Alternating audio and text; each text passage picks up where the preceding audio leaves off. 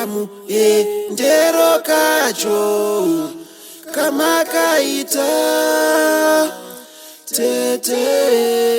tete Miriam kamu ndero kacho kamakaita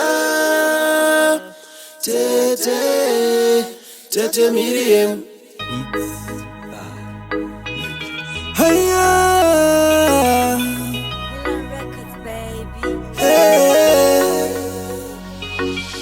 Moyo worwadza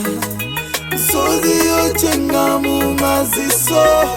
iri shoko randibaya mayenda musina kuoneka mayenda musina kutaura naimi tete shupa sipanocha ndero kacho kamakaita tete Miriam kamu ndero kacho kamakaita tete Miriam. Taisa zvifungira tanga takavarairwa kumbara makatisira ngatadza kurifusira undu mumwoyo mangu ratadza kupora tete olani kamuye ndero kacho kanorwadza makaenda kutisiya tine vanga kuyerera misodzi pepa makashaya pamakatisiya zvimwe hazvichafaya ndaisagaya muchaguma mava pasi mwari ipe hama yangu imwe chanzi kukufushire pasi ndo imwe rosi daitete madzoka enyasi ndero kacho kamakaita tete Miriam kamu ndero kacho kamakaita tete Miriam.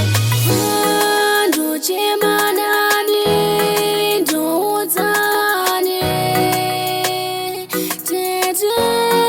manetsimba moyo soro kutanga kutema tichivimba zvichanaka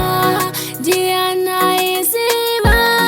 wave muonekedzo takachema misodzi zichapera kana vazhinji vengotiti zvichapera misodzi pamatama yaingoyerera chokwadi tete mumwoyo matirwadza